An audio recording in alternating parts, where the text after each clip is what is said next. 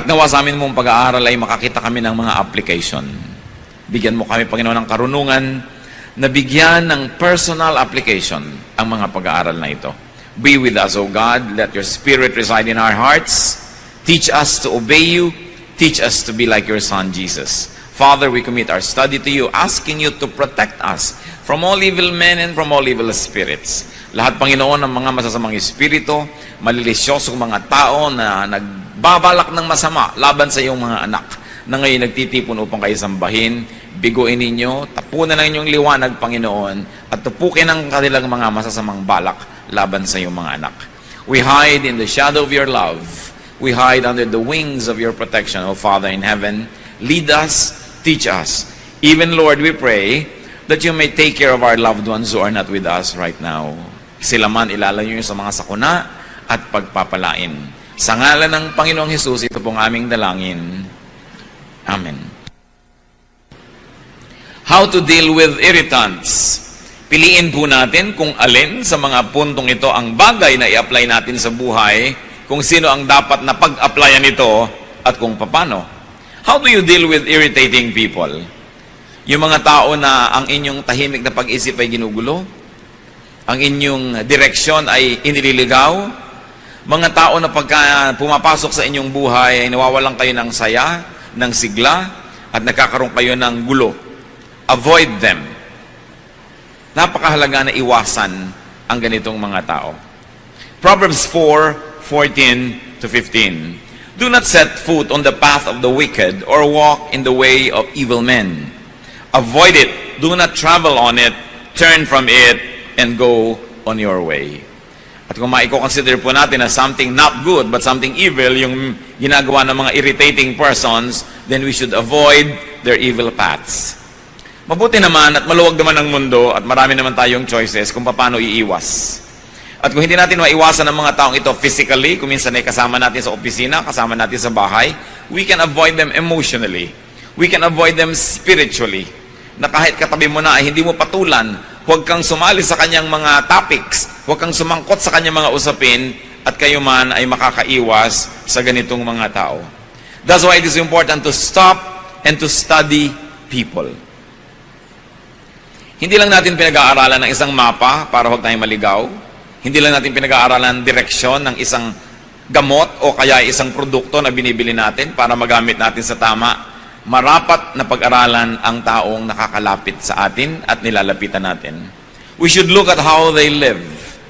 We should look at how people conduct their lives and listen to what they say and listen to what people say about them. Kung minsan ay nakakapagsisi na may mga tao tayong nakikilala, nagsisi na ba kayo na may tao kayong pinapasok sa inyong buhay na dapat sana'y tahimik ang inyong buhay kung hindi lang kayo nasangkot sa taong ito? Marami pong mga tao na nakakapagsisi na sila ay nakasama sa listahan ng ating mga kakilala at nakilala nila tayo, nalaman nila kung saan tayo tatawagan, paano tayo pupuntahan, naliligalig nila ang ating buhay. Pag-aralan ang mga tao. Huwag tayong padadala sa kanilang mga kuminsan ay magagandang mga salita at kuminsan ay tama naman ang mga argumento, sapagkat hindi lahat ng tamang argumento ay dadalhin tayo sa tamang direksyon ng buhay. May mga tao na mahilig makipag-away. May point sila, tama sila, pero nasaksak naman. At ikaw ay katabi, nasaksak ka rin. Binarel, nabarel ka na rin. Tama nga ang point nitong ayaw suklian ng driver ng jeepney. Nakipag-away sa halagang 50 centimos, nadamay ka rin. Tama nga ang point ni ganito, tama nga ang ganon. Pero hindi po lahat ng tamang punto worth it na ipagyera eh. Do not stop at every station. Do not take every argument. Do not go into every battle. Sapagkat napakaraming dapat na magbubuting gawin sa buhay, limitado ang ating oras at panahon, at pag inubos po natin ang ating oras at panahon sa mga gyerang hindi naman dapat, nawawalan tayo ng panahon para doon sa mga gyerang dapat nating pagtutukan ng pansin. May mga tao are very particular. They will always find fault. They will always criticize. They will always have something to say. Don't have anything to do with these people because they're always courting disaster. Kung ang pinakamatataas na puno ang siyang tinatamaan ng mga kidlat, yung mga taong mahilig magreklamo at gumawa ng gulo, ang tinatamaan ng mga bala. Kaya kailangan na hindi tayo laging sumasali sa kanilang buhay. Proverbs 20 verse 9, avoid a man who talks too much. At hindi sinasabi who talks too much lies. Kahit totoo ang sinasabi ng isang tao, kahit may point, if he talks too much, sooner or later, he will make enemies. Ang isang taong lagi na lang may comment, lagi na lang may sasabihin, lagi na lang may pintas, kanino man, hindi yan magkakaroon ng maraming kaibigan, magkakaroon ng maraming kaaway. At kung siya'y kasama nyo, ang kaaway niya ay nagiging kaaway nyo rin. 2 Timothy 2:16, avoid godless chatter, because those who indulge in it will become more and more ungodly. Huwag daw na tayong sumasali sa mga hindi makadiyos sa mga usapin, kahit pa nga ang pinag-uusapan ay Diyos. Kahit pa nga ang pinag-uusapan ay theology, kahit pa nga ang pinag-uusapan ay may mga bagay na may kinalaman sa Biblia, kung ang mga nag-uusap-usap dito ay hindi naman talaga naghahanap lang ng katotohanan, kundi naghahanap ng gulo, naghahanap ng away, naghahanap ng babag, ay godless din yung chatter na yan. Tulad ng binabanggit sa Titus 3:9, which obviously is referring to religious talk. People who talk about religious issues. But avoid foolish controversies and genealogies and arguments and quarrels about the law, because these are unprofitable and useless. Law na yung pinag-uusapan, law of God, law of tradition, law of custom, law of the people. Sabi, huwag kayong sumali sa lahat ng mga kahangalang mga pagtatalo. Walang mabuting dadulot sa inyo yan. Bakit po ba tayo nag-aaral ng salita ng Diyos? Di pa upang maging mapayapa ang ating buhay? Upang tayo ay magkaroon ng mga magmamahal sa atin at mamamahal? Upang tayo ay patuloy na rumunong, hindi para maging marunong lamang at i-display ang dunong na yun, kundi para tayo ay maging maunawain sa mga mangmang, upang maging mapagpatawad tayo sa nagkakamali, at upang magkaroon tayo ng kagandahang asal, maging polite tayo, that our ways may be polished, our attitudes may be corrected, and our manners impeccable, or be made impeccable. But what happens when you argue on religious grounds and reasons, but you display bad behavior? That you only quarrel and fight. Tama nga halimbawa ang yung theology, pero ang behavior nyo, disobedient naman to authority. Tama nga halimbawa ang argumento mo ay pagpalagay ng tama, pero ang pamamaraan mo, nananaksa ka ng tao sa kanyang likuran. Wala kang utang na loob sa mga nakatulong sa'yo. Nagiging rebellious ka sa mga leaders mo. What's the point na natuto ka? Rebellion was the sin of Satan. Hindi natawag si Satan na ignorant dahil marami siyang alam. Hindi siya natawag na wrong ang kanyang mga approaches at ang kanyang mga premises, pero ang paraan niya, sinusuwag niya ang Diyos. Sinusuwag niya yung dapat sana iginagalang niya.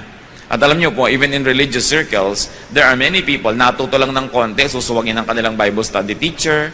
Umaaten ng Bible study, hindi naman para matuto, para i-display ang kanilang alam, ipahiya ang teacher, at pasikatin ang sarili. Umaaten ng mga churches, hindi upang magpasakop at mag-improve ang character, kundi upang maghanap ng babag, patunayang mas magaling siya kaysa sa preacher o sa pastor. Yan ang mga dapat na iniiwasang kausapin. Avoid foolish controversies. Hindi sapat na mayroong magandang argumento, pinag-uusapan, saan ito uuwi? Saan pupunta ang usapang ito? Magkakagulo ba ang mundo? Mag-aaway-away ang mga tao? Masisira ang mga magagandang relasyon? Even Paul said, our knowledge is imperfect and our prophecy is imperfect. Paano mo aawayin ng isang tao sa kanyang paniniwala kahapon? Maaaring ang paniwala niya ay mag-improve at maiba next week. Paano mo aawayin ng isang tao sa theology niya last month o last year? Sapagkat yung theology na yun ay dynamic, patuloy na nahahasa, patuloy na na-fine-tune. Sabi ni Paul, our knowledge is imperfect and our prophecy is imperfect. But when the perfect comes, the imperfect will pass away.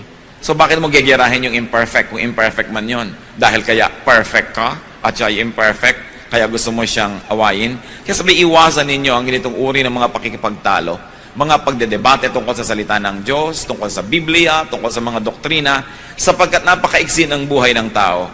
At sino ang nakararating sa puntong alam na niya ang lahat para sabihin niyang, ang paniniwala ko lang ang tama at ang paniniwala mo ay mali.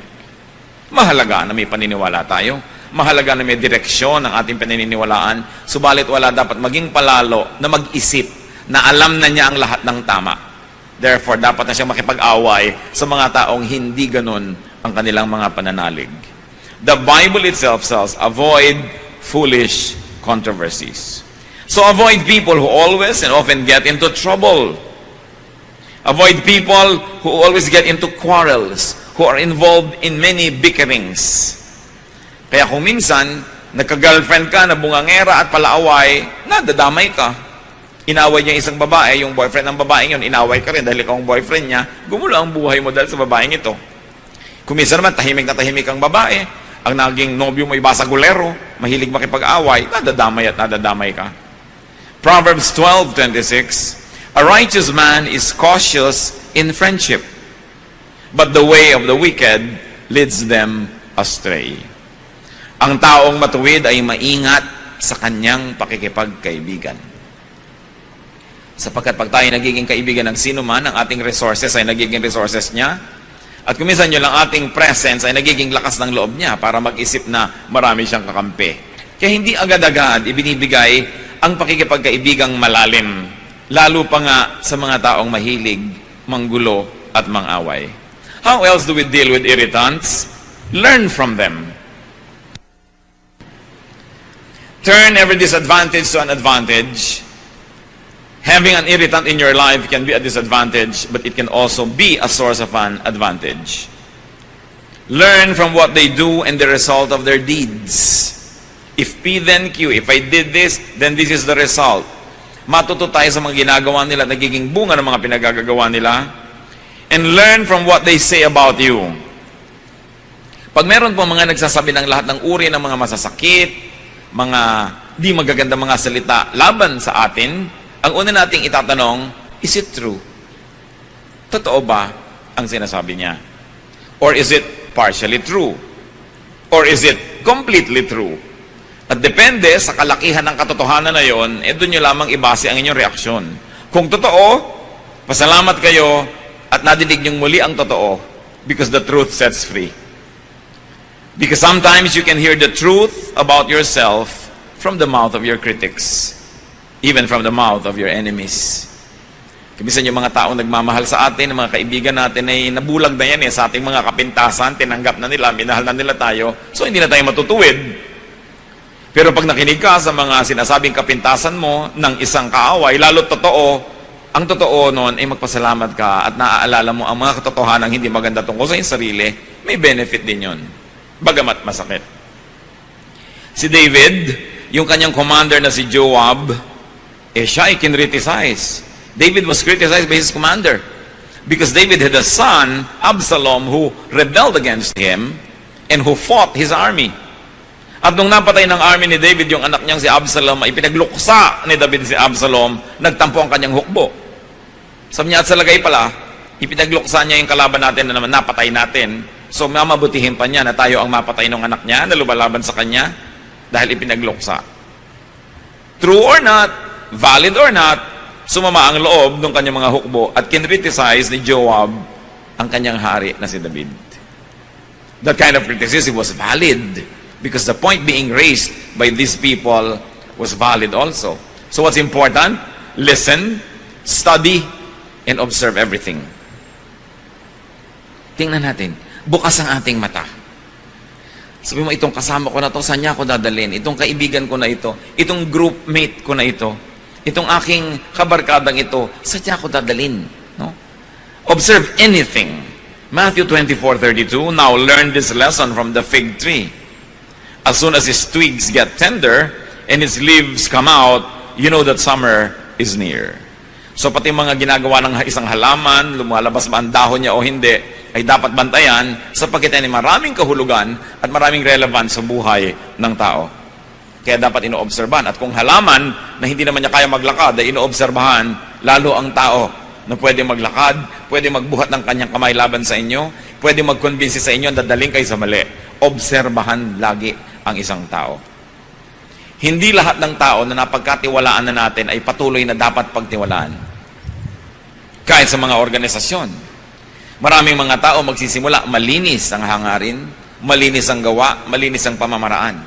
Subalit oras na siya ay napagkatiwalaan na, di man niya balak nung una na maging marumi, Sapagkat pinagkakatiwalaan na hindi na siya naitutuwid, hindi na siya nababantayan, hindi na siya na-check, nagsisimula na siya ngayong maging marumi.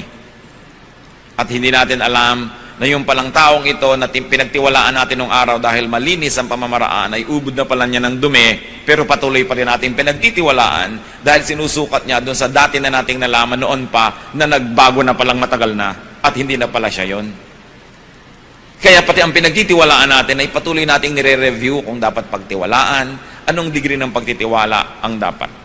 Kaya nakikita nyo kami sa inyong mga corruption sa mga opisina, corruption sa mga pamahalaan, corruption sa negosyo, corruption kahit saan. Nung una, wala naman eh. Nagtiwala ka na ng tiwala sa iyong katiwala, yung pala naging katiwaldas na. Nagkatiwala ka na ng tiwala sa inyong bantay, naging bantay sa lakay na pala ito. Sapagkat ang tao ay pwede magbago. At ang isang nakakalungkot, pati ang Diyos, nung tinignan niya ang mundo, nung pamansimula sa Genesis, ay nalungkot siya. Sabi niya, ba't nga ba ang mga taong ito ay nalikha pa? Wala na silang alam, wala na silang inimbento, kundi mga kaguluhan at mga kasalanan at mga karumihan. Bata man at hindi nyo bantayan ng lagi. Sa unay tama ang ginagawa niyan, pero pag nalaman niya hindi nyo binabantayan at may ginagawa siyang isang kabalbalan, tapos hindi siya naitutuwid at napapalo, gagawin niya ng gagawin hanggang palalayan ng palala. Isa mang kahera na hindi ino-audit, sa unang araw ay malinis, sa pangalang araw, sa pangatlong araw, pag nakakasampung araw na yun, o 10 buwan na hindi ino-audit, ang dami na pala niyang na ginagawang hokus-pokus, debit, credit, kupit ang nangyayari. Kaya ang mga tao, mga kapatid, lagi nating chinecheck. Kahit asawa, okay, naniwala na ako nang naniwala sa kanyang pasya dahil ang track record laging tama. Pero ito bang magiging pasya na niya na ito ay tama? Dapat ko pa rin reviewin. Hindi tayo dapat na mawalan ng pagbabantay. Because the devil prowls around like a roaring lion seeking someone to devour. Nag-aantay ng pagkakataon. Tatandaan natin ang mga problema ay hindi laging nandun sa simula. Subalit sa ating pagwawalang bahala, lumalaki ang mga yon. So review, what is the effect on you of the people around you? Anong effect ng inyong kaibigan, ng inyong kabarkada, ng inyong mahal sa buhay? Proverbs 24:32, I applied my heart to what I observed and learned a lesson from what I saw. Kumisan ang nakakalungkot. Maraming mga tao habang sila ay nasa poder ng magulang, ang dami nilang reklamo tungkol sa kanilang magulang. Hindi sila natutuwa sa ugali ng magulang nila. Ang magulang nila ay masungit, ang magulang nila ay maramot, ang magulang nila ay ganito, ang magulang nila ay ganon. Pero, nung naging mga magulang na, ganon din sila. Inuulit lang nila ang mga kamalian ng mga magulang nilang dati nilang tinutuligsa nung sila yung mga anak na nagdurusa. Because we never learn from what we see. Because we never learn from the mistakes of people around us. That's why it is important to be observant. And the Bible is light on our path that says, don't walk this way, walk here, walk that way. Nakikita na natin napakaraming mga nangyari sa mga taong gumawa ng ganito, ang naging bunga ay ganun. Tapos ganun pa rin ang gagawin natin. Eh di ganun din ang magiging bunga. Observe. What else do you do with people who irritate you? Well, ignore them. Especially if their issue, their concern, especially if they do not pose imminent danger or real threat to life, to safety, to property, or to your well-being. Kung dal-dal-dal-dal lang, hayaan nyo na, palampasin nyo na. Ang chismis ay namamatay pagka hindi sinasagot. Humahaba lang yan pag sinagot nyo. Parang tennis, nagpukol sa inyo ng bola, hindi nyo naman pinalo pabalik, di walang babalik. Magpupukol uli yan, hindi nyo uli pinalo, hanggang naubos na yung bola niya, tama na. Pero habang pinapalo niya, ibabalik niya, pinapalo nyo, binabalik niya, ang tagal ng laro. At ganon ang mga away. May sasabihin si ganon, magko-comment ka, makakarating naman sa kanya, ko-comment siya, hindi na matapos-tapos. Ignore them, especially if they do not pose real threat. 1 Corinthians 6:7, the very fact that you have lawsuits among you means you have been completely defeated already. Why not rather be wronged? Why not rather be cheated? Sapagkat sinasabi ni Paul sa mga Corinthians, tiisin nyo na, pagpasensyahan nyo na, palampasin nyo na kaysa demandahan kayo ng demandahan ng mga maliliit na bagay. Ikagastos pa kayo sa abogado, nahirapan pa ang loob nyo, nag-away pa kayo. Pero hindi po universal itong teaching na ito. Paul was addressing a very specific group of people concerning very specific problems. Hindi ibig sabihin na lahat ng Kristiyano sa lahat ng panahon, sa lahat ng lugar, hindi na pwede magdemanda ng kapwa Kristiyano. Pero ang sinasabi dito, kung mas malaki pa magiging damage sa'yo ng pagdedemanda mo, nasira pa yung testimony ninyo, palampasin mo na lang. May mga bagay na mas kapaki-pakinabang na palampasin. Pero kayo po ang humusga kung may mga bagay na hindi dapat pinapalampas.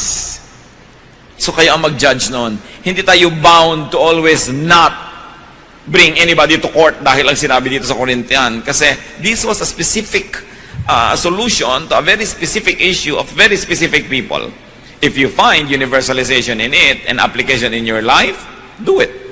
But if you think that it will really damage other people and more people and it will not really bring out the truth to just say, bahala ka na, hindi na kita papansinin, kayo magpasya nun. Kailangan nating ipanalangin niya ng mabuti. Kung minsan naman kasi, yung pagod natin sa pakikipaglaban, higit mamang mahal kesa doon sa premyo ng pananalo. Kaya dapat nag-iisip din tayo na it's not worth it. A major train does not stop at every station. Pinipili niya kung saan siya titigil. And of course, you have to learn to choose your battles. And there are many battles that are just not worth it. So, ignore. Try to ignore people. What do airplanes do when there's a storm? They fly above the storm. Ilang beses na yan, lalo at domestic flight. Hindi naman sobrang tumataas yung mga aeroplano. Kung may masamang panahon, sasabihin ng kapitan, fasten your seatbelt, there is a turbulence or there is a storm and we're going to fly high above the storm. Tatandaan po ninyo mga kapatid, magulo lang ang himpapawid habang malapit sa lupa. Madali lang bumagsak pag malapit ka sa lupa. There is a certain distance from the ground wherein you will not even fall dahil hindi ka na hinihila ng gravity. Kaya mga astronaut, lumulutang-lutang na sila kung saan sila naroon. Tinuturoan silang paano kikilos kung ikay hindi nahuhulog at lumulutang ka lang. At maraming mga flight, nagkaka-turbulence lang yan pag nagla-landing o kaya pagka nagte-take off kasi malapit pa sa lupa. Pero pag mataas na mataas ka na, hindi ka na kayang abutin ng hangin. Mga kapatid, read the metaphor. Pagka ang spiritualidad natin ay napakalapit lagi sa lupa, abot na abot tayo ng lahat ng bagyo, lahat ng hangin. Binabangga-bangga ka ng mga ibon, ng mga saranggola, pati yata yung pag-i-stretch ng mga nag-exercise na abot ka na kasi ang baba mo. Pero kung mataas ang lipad ng iyong espiritu, di ka kayang abutin. Hinahayaan mo lang sila sa babang magkagulo, tahimik ka at payapa, tulad ng mga himpapawid na malayo sa lupa. When people are vexing, when people are always talking, and when people are always making trouble, fly above that storm. Have a space in your heart that cannot be reached by any kind of talk or trouble or intrigue. Then you can have peace wherever you go. Kung ang atin pong kapayapaan ay iaasan nyo sa kabutihan ng tao, hindi kayo magkakaroon lagi ng kapayapaan dahil maraming tao ay hindi mabuti. Kung ang kapayapaan natin ay iaasan nyo na kayo hindi pinagwiwikaan ng masama, hindi chinichismis, hindi pinipintasan, saan kayo pupunta para mangyari yan? Pero kung ang inyong kapayapaan ay nakaasa sa inyong pananalig sa Diyos, sa inyong pagkakilala sa inyong sarili, at sa inyong marunong na pagpapasya na nagsasabing, hindi ako paaabot ng ganon-ganon na lamang, lalo sa tao lamang na ito, tahimik ang inyong kalooban. Peace is something that you have inside of you. You must never depend on other people to hand it to you on a silver platter because they want your head on that silver platter. Huwag tayong umasa dyan. Proverbs 20 verse 3, it is to a man's honor to avoid strife, but every fool is quick to quarrel.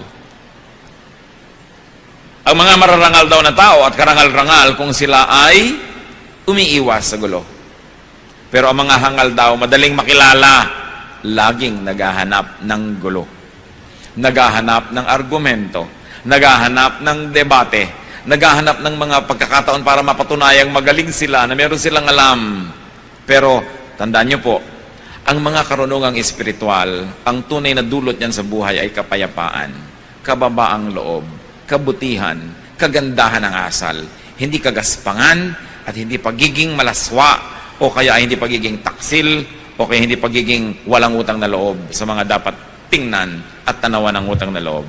Yan ang karunungan ng mga hangal, gulo ang hinahanap.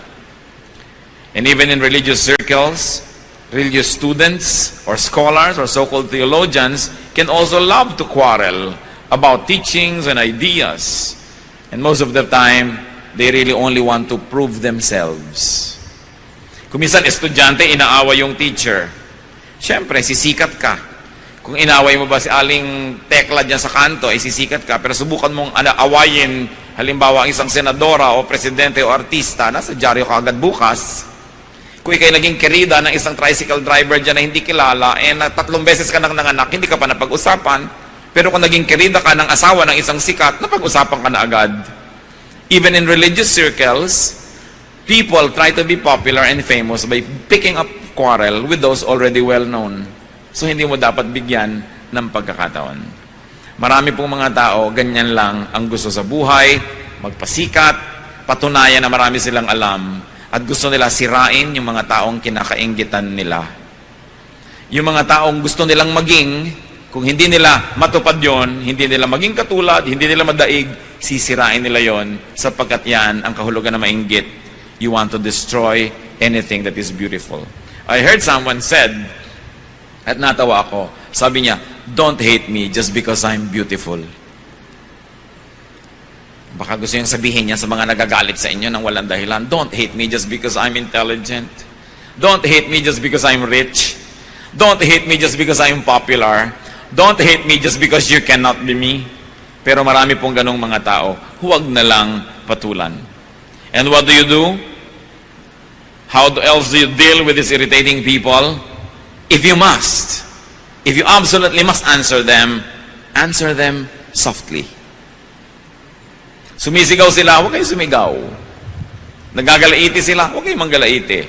Kasi pag pareho na lang kayo, di pareho lang pala kayo. Kailangan iba yung inyong behavior. Impeccable. You must be like a pond without blemish on its face. You must be the picture of serenity. And only through that imagery, people around you will say who the foolish one is and who the wise one is. Proverbs 15:1, a gentle answer turns away wrath, but a harsh word stirs up anger. Tandang-tanda ko yung minsan na may nag-aaway na magkapatid, galit na galit ang ate. Sabi ng kapatid na bata, pasensya ka na kasi tanga ako. Ano pa ang pwede mong sabihin? Inamin na. Pero pag pinagpilit mo, hindi, tama ako, balikat, hindi matatapos. Pasensya ka na dahil tanga ako. Tapos ang usapan. Ngayon, nasa sa inyo na kung totoo nga ba yun o hindi. Pero hindi ka naman siguro ganun kung napakaganda lang yung paraan, natigil ang awayan, hindi ka talaga kulang sa karunungan. Marunong ka. Pero para kang kawayan na sa lakas ng hangin ay yumuyuko para di mabali. Bakit ka lalaban sa hangin na ubod naglakas? Hindi yumuko ka. Meron ba namang matapang na lumilipad ang mga bala sasalubungin mo? Siyempre, yuyuko ka dahil may bala. Kailangan marunong tayo ng ganong uri ng pamamaraan. Kahit aso, di ba ayaw mong magalit sa'yo? Bakit mo gugustuhin na ang tao ay magalit sa'yo? So galit na nga siya, sasagot ka pa ng mas nakakagalit sa kanya. Kahit pamali siya at binaril ka niya at namatay ka, nakulong pa siya, pero patay ka na rin. So bakit mo gagalitin ang isang aso? So kung maaari mga kapatid, huwag nyo rin gagalitin, lalo na ang isang tao. Lalo, galit na nga siya. Pag galit na, huwag nyo na salubungin. Kahit pa kayo tama, magigilang pareho kayong mali at the end of the day. Because maglalaban lang kayo ng palakasan ng boses, palakasan ng katawan, mamaya talagang physical battle na yan. Through a kind answer, you take the wind from their sail. Mawawalan sila ng dapat labanan. So, do not deal with an enemy when very angry. Either the enemy is very angry or you are very angry. It's not the time to settle scores. It's not the time to deal with an enemy. It's not the time to answer a difficult question. Because angry people suffer from momentary craziness. Nagkakaroon ng imbalance ang utak. And people become at least temporarily insane when they are very mad. At masisira ang lahat ng ating diskarte. Pag galit na galit ang tao, huwag niyong harapin. Pag galit na galit kayo, huwag kayong humarap. Magpalipas ng panahon. Ecclesiastes 7:9, do not be quickly provoked in your spirit, for anger resides in the lap of fools. Yan daw, nakakandong sa mga hangal, yung pagka mainitin ang ulo, pagka magagalitin. Anger resides in the lap of fools. So a wise person will not be easily provoked. Pinoprovoke ka na nga, hindi mo pa pinapatulan. Because that is a measure of your very well-polished humanity and spirituality. At kung minsan ginawang ka ng masama, dahil pinatulan mo't masama na rin ang iyong ginawa, nauna siya, nahuli ka, ang nakakalungkot nun, ikaw pa ngayon na nagsosorry. Naranasan nyo na ba yun? Nang ginawa kayo ng mali, pero sobrang mali ang reaksyon nyo sa maling ginawa niya, na pag tinimbang yun, mas mali na tuloy kayo, kayo pa kayo nagsosorry. Samantalang kayo yung unang nasaktan at unang ginawa ng mali. So, avoid having to say sorry by not doing anything you will be sorry for. How else do you deal with irritants? When you can and it won't cost you so much, give them what they want. So, inggit na inggit ka sa buhok ko, halika! Sa'yo na tong buhok ko. Gustong-gusto mo ang ganito ko? Sa'yo na. Yun naman, kung hindi naman kayo sobrang malulugi, bigyan nyo na. Matahimik. Kasi kung minsan mas mahal pa yung lumalabang kayo, bigyan nyo na. Romans 12:30, if your enemy is hungry, feed him. If he is thirsty, give him something to drink. In doing this, you will heap burning coals on his head. Now, let's explain this. Sabi, pagkanta yung kaaway may nagugutom, pakanin mo, siya nauuhaw, painumin mo, at para nang pinutungan mo siya ng mga naglalagablab na baga at pagkainit-init na mga uling. No? Akala nung iba, sige, sadistahin mo, lagyan mo siya ng baga sa ulo. Alam niyo po, wala namang araw, nung araw, walang posporo. Ang bahay ng mga Israelites dapat laging may apoy. Kasi pag magluluto sila, sa sila kukuha ng apoy. So dapat lagi may apoy yung kanilang maliit na lamp. Okay? Kaya isang malaking kapintasan ng isang nanay ng tahanan na ang kanyang ilawan ay namatay dahil naubusan ng langes. Kaya ang description doon sa babae sa Proverbs 31, yung kahangahangang babae, her lamp does not go out at night. Diba? At saka yung sinabi yung mga foolish virgins na ubusan ng langes ang kanilang ilawan, napakalaking kapintasan. Ngayon sabi, kung ang iyong kapitbahay ay kumakatok sa'yo, nangihiram ng baga ng kalan mo, dahil yung kalan niya ay nanlamig na't namatay na, magluluto siya. Alam niyo naman kasing baga, hipan nyo lang yan, lagyan nyo ng mga kung ano-anong mga tuyong mga dahon-dahon, mag-aapoy na uli. Sabi, may kailangan pala siya, ibigay mo and you will heap burning coals on his head. Because people carried their baggage on their heads, no, in the olden days. And they usually would bring a broken pottery or broken jar on their head. Doon mo ngayon ilalagay yung hinihingi niyang baga. So you will heap burning coals on his head. Hindi para mainitan siya. Ang ibig sabihin nito is not to torture your enemy. Ito ay quotation kasi from Proverbs 25, verses 21 and 22. But it means, make them grateful. Okay, may kailangan siya. Ibigay mo. May tatanawin siyang utang na loob sa'yo. So, sinong panalo? Di ikaw. Naabala ka, bumangon ka, binigyan mo siya ng mga baga, nabawasan yung baga mo, pero ano ba naman yun? Meron ka pa naman natira sa bahay mo. Ibigay mo kailangan. Sa isang matinong oras niya ng pag-iisip, matatanto rin niyang may utang na loob siya sa'yo. So, ibigay mo kung kaya mo rin lang ibigay. Pero pag-aralan nyo rin, kasi may mga tao na pag binigyan nyo ng kamao, kakainin hanggang sikon nyo. Merong ganon. Wala, kahit sa mga itinuturo natin ng mga ganito, nasa Bible verses, hindi ibig sabihin you will apply to everybody every time. Gagamitin nyo rin utak nyo kung kailan ko ba ito i-apply. Because may mga tao na hindi nyo dapat bigyan ng kahit ano dahil sasandal na sa inyo. Iaasa na ang buong buhay nila sa inyo. Minsan nyo lang tulungan ng pang-enroll isang SEM hanggang mag-PhD yan sa inyo nahihingi. No? May mga ganong klaseng tao, sinusuri nyo yan at pinag-uusapan natin ng general application ito sa general types of people. But very special people need special study and special treatment. How else do you deal with irritants? Turn them into friends. The best way to beat an enemy is to turn him into a friend. So, intelligent people will always try to win their enemies so that they can become friends. Pag enemy mo siya, lahat ng assets niya gagamitin laban sa'yo. Pag friend mo siya, lahat ng assets niya gagamitin niya para sa'yo. So tell me kung bakit hindi wise to turn people into your friends. So yung nanggagawa ng kaaway, hindi ka naman inaaway ng tao, inaaway mo siya, sobrang foolish ka nun. Dahil kahit butiki lang yan, kahit langgam lang yan, makakakagat din yan, mapupuwing ka rin niya, so bakit mo siya awayin? Lalo na kung inaaway mo, pader, babangga ka sa pader, sobra ka namang foolish nun. Kaya dapat ang tao, hindi pala away. Remember, ulit-ulitin natin yan. Ang mga palaaway, yung convinced na tama sila.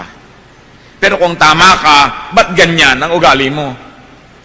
Kung tama ang iyong alam, bakit ganyan ang behavior mo? Sabi ni Jesus, you will know them by their fruits. Ano ba yung fruit? Ano ba yung fruit lagi ng Spirit? Joy, peace, love, di ba? Forgiveness, understanding. Pagka hindi ganun ang dinudulot sa inong karunungan mo, huwad na karunungan yon. Mabuti pa hindi ka na lang natuto.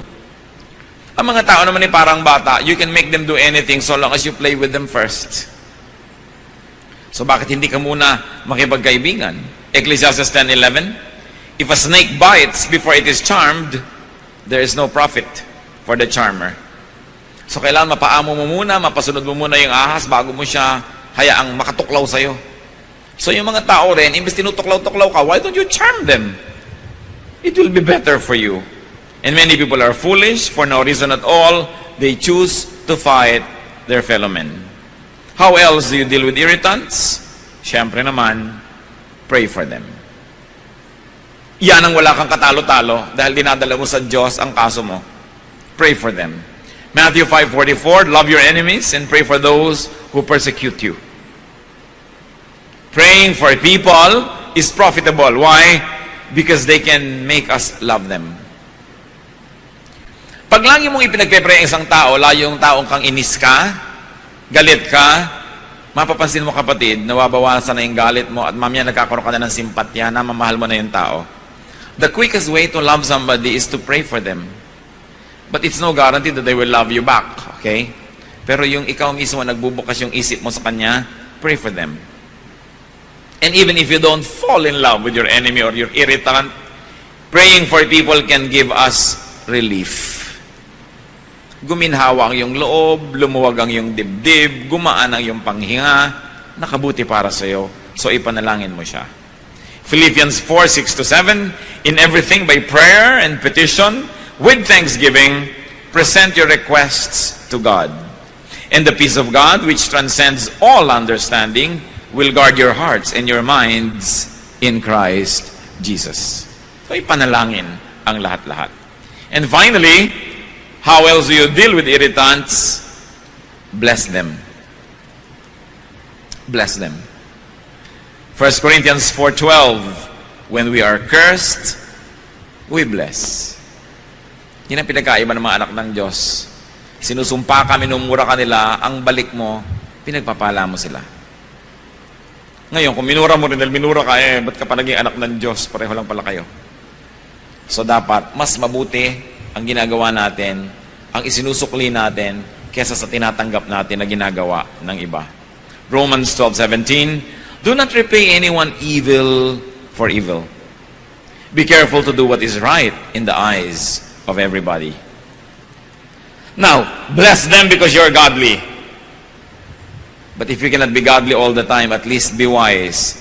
Bless them because what you plant, you harvest. Kung hindi mo siya kayang pagpalain dahil sa kabahan-hala ng iyong puso, pagpalain mo dahil wise ka. Dahil sinasabi sa Bible, Galatians 6:7, a man reaps what he sows. So may binless ka, di ang mapapala mo blessing. May inaway ka, may kinurse ka, di ang mapapala mo curse din. So be wise. Kaya ngayon ang aaway is a mark of foolishness. It's a mark of absolute foolishness. I remember one particular line I read way back in high school, and I couldn't remember who said or wrote it, but I'd like to share it with you. Do not bother yourself about a fair or stormy weather. Squalls or wind must sometimes whistle around. When people live together, some will smile and some will frown. But you need not mind them. Travel on as best as you can. Take them as you find them. Huwag niyong hayaan na ang inyong kaligayahan ay maging bihag ng ugali ng iba. Na kung pangit ang kanila ugali, ay lulungkot na kayo. Mawawalan kayo ng sariling orbit, mawawalan kayo ng sariling kapayapaan sa buhay. Decide to be happy. Decide to be peaceful in spite of the irritants around us. Think of people who irritate you. Think of people who bother you and anger you and apply to them ang mga pinag-usapan natin. Piliin nyo kalin ng pinakabagay. Avoid them. Learn from them. Ignore them. Answer them softly. Give them what they want. Turn them into friends. Pray for them. Bless them. Alin man dyan, hindi kayo mapapahamak. At dapat nating isipin, baka naman tayo ang irritant sa buhay ng iba. Magdamag na natin pinag-usapan kung paano tayo ginugulo ng iba, baka naman tayo ay nakakagulo rin sa ating kapwa. Aming Diyos, siyasatin niyo po kami. Kung paano po kami nakikitungo sa mga nanggugulo sa amin, at lalong-lalo, siyasatin mo kami kung kami ang nakakagulo sa iba. Tendency na namin, Panginoon, na laging sisihin ng iba kaysa ang sarili namin. Ibunto ng lahat ng sisi sa bakura ng iba kaysa akuin namin yung mga dapat naming akuin. Siyasatin niyo po kami, ipakita niyo sa amin kung kami may nakakainis. May ugali ba kami na nakakagulo, kakasira sa iba? O kaya naman, Panginoon, kung kami talaga ang laging ginugulo, ituro mo sa amin how to deal with them. Magbulay-bulay tayo mga kapatid, yumuko sa presensya ng Diyos. Marapat na gawin tuwing nakakarinig tayo ng magagandang salita mula sa Biblia, ay yumuko, manalangin, humingi sa Diyos ng karunungan kung aanhin natin ang mga napagdidinig natin ito.